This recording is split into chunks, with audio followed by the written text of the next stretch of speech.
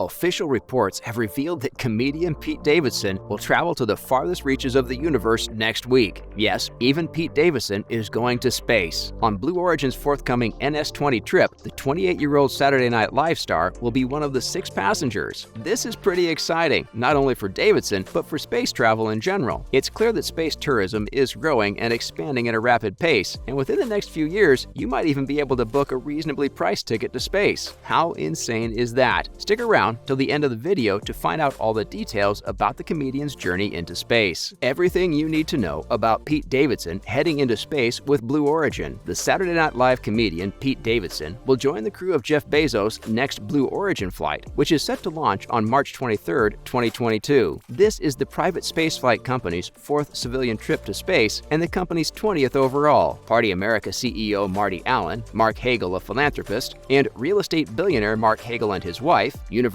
of North Carolina professor Jim Kitchen, and George Neild, president of Commercial Space Technologies, were all announced as Davidson's fellow crewmates for this upcoming mission. The privately funded, reusable spaceship carried Bezos, his brother Mark Bezos, along with Oliver Damon, the youngest person ever to enter space, on its first space trip in July 2022. Then, only a few months later, the company's 3rd flight took off. That mission was the first time Blue Origin flew with its full capacity of 6 people, as well as the first time a parent and child flew together into space. Pretty incredible, right? Davidson is the 3rd well-known figure to join Jeff Bezos' space venture. On previous Blue Origin flights, celebrities such as Star Trek actor William Shatner and Good Morning America anchor Michael Strahan were among the passengers. Shatner, who ended up breaking a record and becoming the oldest person in space at the age of 90, described the event as the most profound and humbling of his life. Each Blue Origin flight has left a huge mark on history, with very notable names making the trip. Although it will be the first time an SNL cast member has traveled to space, Davidson's reason for being chosen is a little less clear. Maybe he is just great friends with Bezos. Who knows? Davidson has been a strong and popular cast member of SNL since 2014, along with appearing in a lot of other mainstream movies and productions. Also, the comedian has recently been in the news for dating Kim Kardashian and publicly feuding with her ex, big-time rapper Kanye West. Many have been speculating if this opportunity to go to space with Blue Origin came as a result of his sudden rise in fame from dating Kim, but this is just a theory. But honestly, it's very plausible. Regardless, we can't wait to see what kind of funny antics the comedian gets up to in space. Now, the gigantic demand for private space travel. Space tourism is a term you have probably been hearing over and over again. I know I have. Most people want to travel to space, and if they can afford the big paycheck, then there is really no reason they can't. Speaking about space travel, Dr. George Neild, Blue Origin's prospective space tourist, thinks the space sector is undergoing a huge change. He states how the space industry, as a whole, has shifted from a time when practically everything that happened in space was done by the government to now when private businesses are playing a critical role. And this is only set to increase going over the next few years. To highlight this demand, Blue Origin, Jeff Bezos' space company, sent 14 people to space in 2021, and CEO Bob Smith stated earlier this year that the company has to build additional new Shepard rockets to meet the overwhelming demand for the growing space tourism market. Smith said, "I think the difficulty for Blue Origin at this moment is that we're genuinely supply limited. As you can see, the desire has skyrocketed, literally, with more and more of the wealthy and famous wanting to see what it's like for themselves." Last year, Blue Origin launched 3 crewed missions and 1 cargo research trip with their new Shepard rocket and capsule. Smith claims that in 2022, the corporation will be able to easily triple the number of missions. This rocket takes off from Blue Origin's own facility in the Texas desert and reaches a height of over 100 kilometers, or 340,000 feet, surpassing the U.S.'s 80-kilometer space barrier. To keep up with demand, Blue Origin has 2 new Shepard rocket boosters in operation, one for research missions and the other for private passenger trips. So, you may be wondering, how much do I have to pay to secure a seat? Well, the cost of a spot on the new Shepard rocket has not been made public by the business. The only clue of Blue Origin's price structure comes from a $28 million auction for a seat. Bezos earlier stated that the company had sold roughly $100 million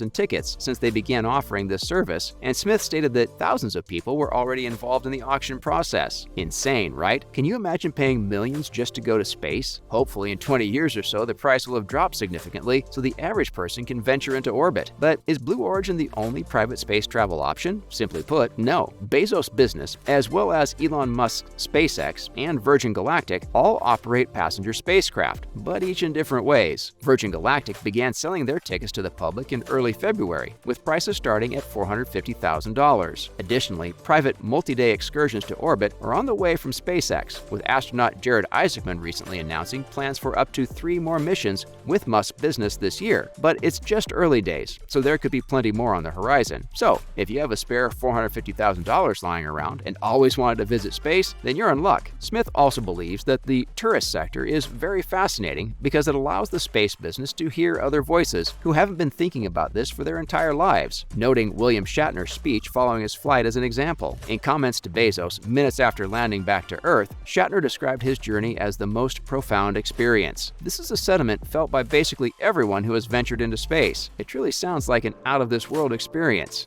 Pun intended. Will civilians be trained like astronauts before taking off? What happens if someone dies in space? Since this industry of private space travel is relatively new, there are still a lot of questions around safety and training, even questions about what happens if someone passes away in space. The idea of traveling into orbit may sound glamorous and amazing, but the logistics don't quite add up. Celebrities and citizens are now being offered exclusive opportunities to travel to space by commercial spaceflight businesses, such as Virgin Galactic, Blue Origin, and SpaceX. Traditionally, before traveling to space, astronauts have always undergone extensive training and medical examinations, and the chance of death from natural causes was thought to be low, but definitely not impossible. However, it appears that medical screening may not be carried out in this new era of space tourism, and just minimum pre-flight training is required. But is this safe? With a growing number of individuals going to space, and the possibility of humanity building bases on the moon and beyond in the next years, a critical question arises. What happens if someone dies in space? Individual countries are responsible for authorizing and thus supervising any national space activities, whether it be governmental or private, under international space law. Commercial tourist space flights in the United States require a launch license from the Federal Aviation Administration, FAA. If someone died while on a commercial tourism assignment, the cause of death would have to be determined. If a spaceflight participant died as a result of spacecraft mechanical failure, the FAA would likely order the company's future launches to be halted until an investigation. If technical failure is ruled out, the commercial provider's overall duty of care to all travelers must be considered, and a determination will be made whether the carrier has done everything necessary to prevent the person's death. Currently, these tourist trips now spend anywhere from a few minutes to multiple days in space. This suggests that the chances of dying in space from natural causes are extremely unlikely, but not unheard of. When people embark on longer journeys farther into space and eventually become permanently stationed in space, the topic of what to do if someone dies in space will become much more urgent and complex. We can only hope that there are already lots of safety precautions in place for those traveling into orbit commercially. But just like anything new, mistakes are bound to occur. And as we see more civilians travel into space, hopefully things become more regulated and there are further safety precautions put in place. And there you have it, everything you need to know about SNL's Pete Davidson and why he is being sent into space with Jeff Bezos' space company, Blue Origin. Thanks for watching.